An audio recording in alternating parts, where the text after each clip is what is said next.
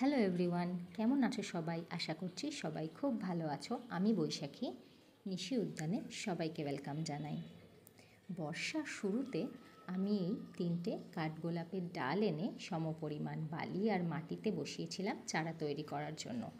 এই ভ্যারাইটিটা খুবই পরিচিত ভ্যারাইটি, সবাই সচরাচর রাস্তার ধারে দেখতেই পাও।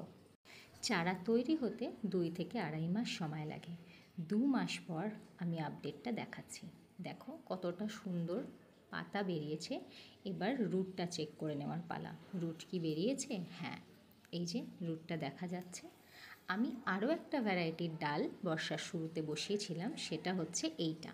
এটার আমি প্রথমের ভিডিওটা নিতে পারিনি, এটার রুটের ভিডিওটা দেখিয়ে দিচ্ছি। কত সুন্দর রুট গ্রোথ করেছে তোমরা দেখো। যেহেতু সামনে শীত চলে আসছে, তাই গাছগুলোকে আমি রিপোর্ট করে দিচ্ছি। রিপোর্ট করার জন্য যে মাটিটা আমি তৈরি করে নিয়েছি, তাতে garden soil, sand, vermi compost, নিম খোল ইউজ করেছি। কাঠগোলাপের চারা তৈরি করার জন্য শুধুমাত্র বালিতে কাটিং বসিয়ে দিলেও খুব সুন্দর চারা তৈরি হয়। আমি সমপরিমাণ বালি আর মাটিতে বসিয়েছিলাম। জল খুবই পরিমিত ইউজ করতে হবে, না হলে গাছের কাটিংটা পচে যাওয়ার চান্সেস থাকে। আমি কাটিংগুলো এমন একটা জায়গায় রেখেছিলাম যেখানে খুব সুন্দর আলো আর বাতাস আসে।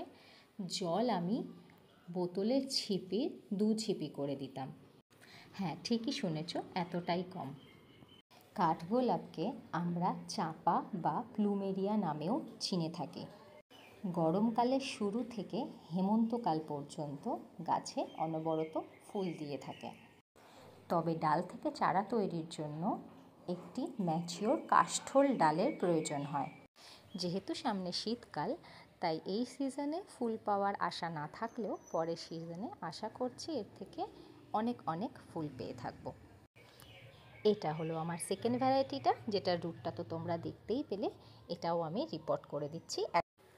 তবে সময়ের অভাবে আমি এটা একদিনে রিপোর্ট করতে পারিনি, 2 দিন সময় লেগেছে, তাই আমি আলাদা আলাদা করে ভিডিও দিলাম। কাঠগোলাপ গাছের যত্নের ক্ষেত্রে সবথেকে বড় পয়েন্ট হচ্ছে ড্রেনেজ। কাঠগোলাপ গাছের গোড়ায় জল জমে থাকা একদম পছন্দ করে না, তাই ড্রেনেজ হোল আমাদের প্রথমেই চেক করে নিতে হবে। তোমরা দেখতেই পেলে জল দেওয়ার সাথে সাথে ড্রেনেজ হোল থেকে জলটা বেরিয়ে গেল। হ্যাঁ, কাঠগোলাপ এই রকম ঝুরঝুরে মাটি পছন্দ করে।